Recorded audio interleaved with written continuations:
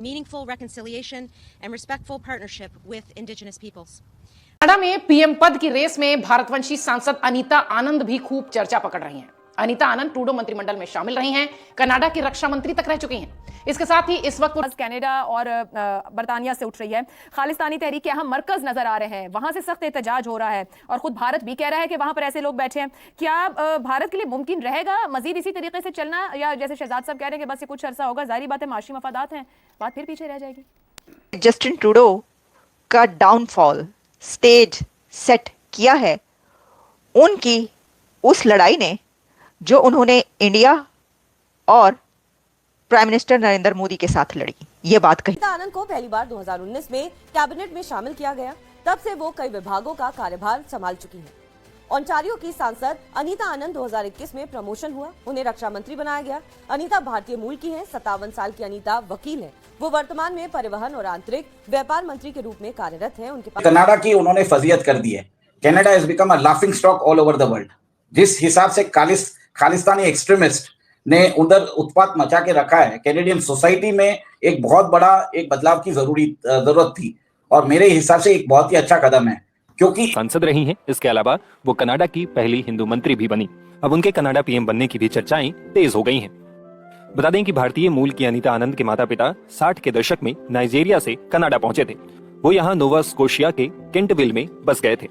अनीता के माता पिता पेशे से डॉक्टर थे। परिवार में उनकी 2 बहनें और हैं। अनीता ने ऑक्सफोर्ड और क्वींस यूनिवर्सिटी से ग्रेजुएशन किया और डलहौजी यूनिवर्सिटी से लॉ की डिग्री ली। इसके अलावा उन्होंने टोरंटो यूनिवर्सिटी से लॉ में मास्टर्स किया। इसके बाद उन्होंने टोरंटो यूनिवर्सिटी में पढ़ाना शुरू कर दिया था। इसके साथ ही उन्होंने येल, क्वींस और वेस्टर्न यूनिवर्सिटी में भी लॉ पढ़ाया है। अनीता को लिबरल पार्टी के वरिष्ठ नेताओं के गुट में सबसे अधिक महत्वाकांक्षी सदस्यों में से एक माना जाता है। हेलो दोस्तों, कनाडा के प्रधानमंत्री जस्टिन ट्रूडो के 1 दशक लंबे शासन के बाद उन्होंने 6 जनवरी 2025 को इस्तीफा दे दिया है। इसकी वजह से राजनीतिक गलियारों में हलचल तेज हो गई है। उनके उत्तराधिकारी की चर्चा होने लगी है। कनाडा के अगले प्रधानमंत्री की रेस में भारतीय मूल के अनीता आनंद का नाम पहले नंबर पर है, जिसे देख पाक मीडिया में हलचल तेज हो गई है। अगर अनीता आनंद कनाडा के प्रधानमंत्री बनने में सफल रहती है तो पाकिस्तान के लिए ये सदमे से कम नहीं होगा। तो चलिए वीडियो में आगे बढ़ते हुए अनीता आनंद के बारे में पाक मीडिया की राय को जानें। और अगर वीडियो में पहली बार हैं, चैनल पर पहली बार है तो चैनल को सब्सक्राइब करके बेल आइकन को जरूर प्रेस करें। रिजाइन किया। The governor of Canada Justin Trudeau ने रिजाइन किया। जब आपने देख लिया है कि डोनाल्ड ट्रंप ने उनको गवर्नर ऑफ कनाडा एड्रेस किया, उन्होंने सीधा ही बोल दिया कि अखंड अमेरिका के लिए कनाडा को अमेरिका का भाग बन जाना चाहिए। तो मेरे ख्याल से उस सदमे से उभरे नहीं और उन्होंने रिजाइन कर दिया, क्योंकि पूरे कनाडा की उन्होंने फजीयत कर दी है। Canada has become a laughing stock all over the world. जिस हिसाब से खालिस्तानी एक्सट्रीमिस्ट ने उधर उत्पात मचा के रखा है, कैनेडियन सोसाइटी में एक बहुत बड़ा एक बदलाव की जरूरत थी और मेरे हिसाब से एक बहुत ही अच्छा कदम है, क्योंकि इससे क्या होगा, भारत और कनाडा के रिश्ते मजबूत होंगे। आपको समझना पड़ेगा कि भारत के अराउंड 5 लाख स्टूडेंट्स आज कनाडा में पढ़ रहे हैं। ठीक है, हमारा जो ट्रेड है वो फ्लरिश हो रहा है। हमारे बीच में कल्चरल कोऑपरेशन भी है, क्योंकि यहाँ जो वो खालिस्तानी एलिमेंट्स है वो कनाडा की पॉपुलेशन, जो सिख पॉपुलेशन के वेरी मिनिस्कुल भाग है। ठीक है, बट जो बाकी लोग है, जो इंडियन कम्युनिटी है और बाकी जो सिख कम्युनिटी है, वो इंडिया के साथ है। और आपने बरोबर बोला है कि इन्होंने बहुत ट्रबल दिया हमको। बट उसके अलावा भी अभी आपने देखा है कि जब कर्मा की बात होती है, आज उनको रिजाइन करना पड़ा। जिस जगमीत सिंह ने उनको इतना सपोर्ट दिया था, उन्होंने ही उनसे सपोर्ट खींच लिया। उनको लगा कि जब इनकी रेटिंग नीचे गिर रही है तो उन्होंने खुद ही सपोर्ट खींच लिया है और आज वो बिना पैंदे के लोटे हो चुके हैं। मेरे ख्याल से नेक्स्ट इलेक्शन में उनकी भारी हार होने वाली है। उनकी अप्रूवल रेटिंग्स 20% से कम हो चुकी है। बिल्कुल ऐसा ही है। लेकिन रोहित जी, एज अ जर्नलिस्ट, आपको क्या लगता है कि ये न्यूज जो आई है, ये पहले से सोचा जा रहा था कि आ सकती है, या आपको लगता है कि सब सरप्राइज हो गए एकदम से इस किस्म की न्यूज सुनकर? नहीं, ये पहले से पता था कि इनको रिजाइन करना पड़ेगा। इनकी एक मैसिव डिफीट आई थी रिसेंट इलेक्शंस में और इनकी अपनी ही डेप्यूटी प्राइम मिनिस्टर जो कि फाइनेंस मिनिस्टर भी थी, उन्होंने स्टेट ऑफ द इकोनॉमी एक स्पीच देनी थी। स्पीच देने के कुछ ही घंटों पहले, 5-6 घंटे पहले रिजाइन किया था। और फाइनेंस मिनिस्टर के रिजिग्नेशन के बाद एक नया फाइनेंस मिनिस्टर तो आ गया था, लेकिन उस फाइनेंस मिनिस्टर ने बोला था कि इकोनॉमी की सिचुएशन बहुत खराब है।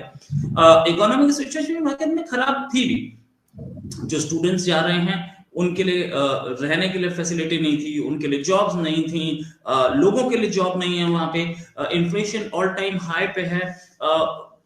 कनाडा बेसिकली ऊपर जो है पूरा एरिया खाली है, नीचे 100 किलोमीटर के विद इन 100 किलोमीटर्स ये पूरा गेम चलता है, जो with in 100 kilometres of the American border. तो उस एरिया में आपके रहने के लिए जगह नहीं है, आपके खाने के लिए आपके पास फूड स्टॉक्स। अभी हाल में हम लोगों ने सुना कि फूड जो बैंक्स थे जो कि उन लोगों गरीब लोगों को फ्री में खाना। एक तो इंडिया के साथ उनकी जो लड़ाई चलती रही, उनकी एलिगेशंस भारत के साथ जो रही, और वो कभी कोई बात करते रहे, कभी वो भारत के हक में स्टेटमेंट देते रहे, लेकिन साथ ही नेक्स्ट फ्यू आवर्स में उनकी स्टेटमेंट्स ही आ जाती थी कि वो कहते थे कि जो कुछ चल रहा है, जो कत्ल की खबरें थी और दोनों कंट्रीज के बीच जो डिस्प्यूट रहा, जो कॉन्फ्लिक्ट रहा, उसके ऊपर उनकी एक और खबर आ जाती थी। यानी इस तरह के हालात रहे कि जस्टिन ट्रूडो बैकफुट पर जाते नजर आए कई बार, लेकिन उन्होंने ये लड़ाई तब भी नहीं छोड़ी और फिर वो इस मामले को उठाकर अमेरिका लेकर आए। लेकिन बैड लक ये हुई जस्टिन ट्रूडो के साथ कि जिस अमेरिका के पास यहां पर वो अपना वो कॉन्फ्लिक्ट उठाकर लेकर आए थे कि इसको हल कराएं, इसी अमेरिका की तरफ से, यहीं से जो प्रेसिडेंट इलेक्ट डोनाल्ड ट्रंप है, उन्होंने कहा कि आप गवर्नर बन जाए और कनाडा को एक स्टेट बना दे अमेरिका की।